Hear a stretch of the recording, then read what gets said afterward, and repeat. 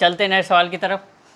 देखते हैं सवाल की तरफ कि ऐसे कितने सात हैं जिनके ठीक पहले 4 है लेकिन ठीक बाद में 2 नहीं है। ऐसा जो सवाल है वो रेलवे के जो ग्रुप डी एग्ज़ाम चलो उसमें बहुत ट्रेंड कर रहा है। तो आइए देखते हैं सवाल की तरफ कि ऐसे कितने सात हैं जिनके ठीक पहले तो 4 होना चाहिए और उसके बाद में 2 ना हो। तो आइए चेक करते हैं कि ये 7 है लेकिन इसके पहले 4 तो है लेकिन बाद में ठीक क्या है 2 है, लेकिन सवाल ने बोला कि नहीं होना चाहिए तो इसे छोड़ेंगे। इस वाले को चेक करेंगे, इसके आगे भी 2 है पीछे भी 2, ये भी नहीं हो सकता हमारे पास। आइए इस वाले को चेक करते हैं, इसके आगे 4 नहीं है लेकिन पीछे 4 है, ये नहीं होगा। आइए इस वाले को चेक करते हैं, 7 के आगे 4 है और पीछे क्या है 5 है, तो ये एक जोड़ा तो हमारे पास ये बन गया 7 का पहला। आज आगे चलते हैं, इस 7 को देखते हैं हम, इसके ठीक आगे 4 है ठीक पीछे 9 है, एक ये बन गया। आगे चलते हैं, इस 7 को देखते हैं, इसके 4 है आगे और ठीक पीछे 8 है, एक ये बन गया 3 नंबर पे। इस वाले को चेक करते हैं भाई, 7 के आगे 4 है पीछे 2 नहीं यानी 1 है, तो एक ये बन गया। यानी कि ऐसे 7 हैं, ऐसे 7 के कितने जोड़े बने 1 2 3 4, तो 4 ऐसे 7 हैं जिनके ठीक तो पहले 4 है लेकिन ठीक बाद में 2 नहीं है, तो इसका 4 हमारे पास क्या हो जाएगा इसका राइट आंसर। आइए चलते हैं नेक्स्ट सवाल की तरफ।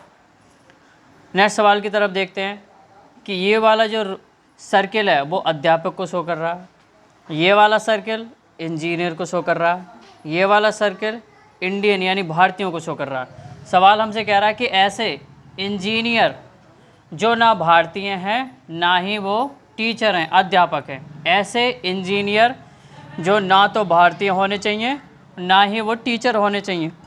तो आइए देखते हैं इंजीनियर, इस वाले पोर्शन को हम चेक करते हैं तो ये भारतीय भी हो रहे हैं, ये अध्यापक भी हो रहे हैं और इंजीनियर भी हो रहे हैं, इसे छोड़ेंगे। इस वाले को चेक करते हैं तो ये इंडियन भी हो रहे हैं और इंजीनियर भी, इसे भी छोड़ेंगे।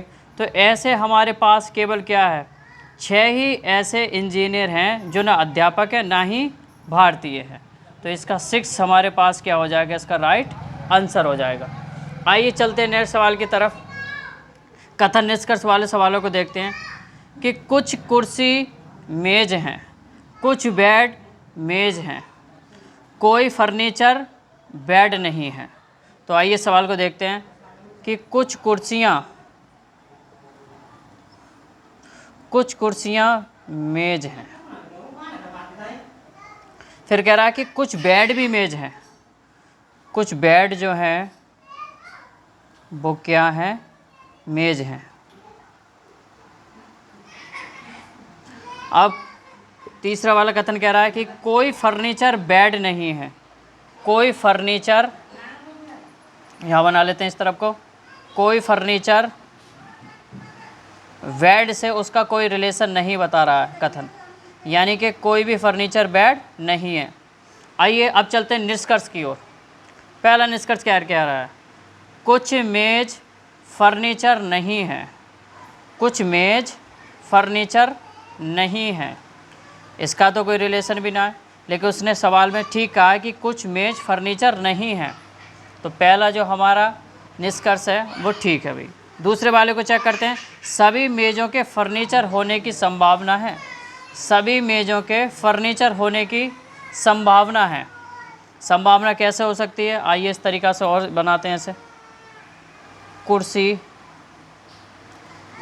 मेज और बेड, फर्नीचर का जो रिलेशन है, फर्नीचर वो बेड के साथ में बिल्कुल मना कर रहा है, लेकिन वो रिलेशन इन कुर्सी और मेज़ के साथ हो सकता है भाई, संभावना में इसके साथ रिलेशन इसका हो सकता है। तो ये दोनों ही हमारे जो निष्कर्ष हैं वो राइट है भाई, यानी कि दोनों बोथ फॉलो, यानी कि दोनों को फॉलो कर रहा है हमारा कथन। आइए चलते हैं नए सवाल की तरफ। इन सवालों को और देखते हैं कि पहला जो संख्या हमारे पास 4 है, ये संख्या 27 है और ये 256 है, तो अगली वाली संख्या क्या होगी ये बताना है सवाल के अंदर। तो आइए देखते हैं, 4 4 का वर्गमूल क्या होता है 2। जब हम 2 का वर्ग करते हैं तो 4 निकल के आता है, यानी कि 2 का वर्ग करेंगे 2 दूनी 4। 27 ये होता है 3 का भी घन होता है। 3 तिया 9, 9 तिया 27। अब ये 2 हो गया, ये 3 हो गया, अगली संख्या आ गई 4। अब इस पे पावर कितना हो गया, पहले 2 थी, फिर ये 3 हो गई, अब पावर कितनी आ गई 4। जब हम 4 का 4 बार मल्टीप्लाई करते हैं तो 256 हमारे पास निकल के आता है। 4 के बाद अब संख्या क्या आनी चाहिए 5, और 5 की पावर कितनी होनी चाहिए, वही 5 ही, क्योंकि पावर क्या हो रही है, बढ़ती जा रही है। तो जब हम 5 की 5 बार उसे मल्टीप्लाई करते हैं तो 5 पंजे 25, 25 पंजे 125, फिर करेंगे 125 की 5 से मल्टीप्लाई, तो ये हो जाएंगे 5 पंजे 25, 5 दूनी 10 और 2 12, 5 एकन 5, 5 और 1 6, 625। फिर उसकी मल्टीप्लाई करेंगे 5 से, 5 पंजे 25 का 5 हासिल 2, 5 दूनी 10, 10 2 12 हासिल 1, 5 छंग 30, 30 और 1 31। यानी कि जो हमारे पास संख्या निकल के आ गई अगले वाले पोर्शन में वो 3125 निकल के आ गई। आइए चलते हैं नेक्स्ट सवाल की तरफ। इस वाले सवाल को चेक करते हैं। ये हो गया 12, 12 के बाद में आ गए 68, 68 के बाद तुरंत घट के आ गए ये 42, 42 से घट के आ गए 26, 26 के बाद 54। यानी एक सर्कल में ये संख्याएँ बटी हुई हैं। पहले वाले को हम जब चेक करते हैं 12, 12 से 12 पंजे 60, उसमें 8 ऐड करेंगे तो 68 हो जाते हैं, लेकिन फिर ये माइनस हो रहा है तो ये वाला शेड्यूल नहीं चल रहा अभी इसमें।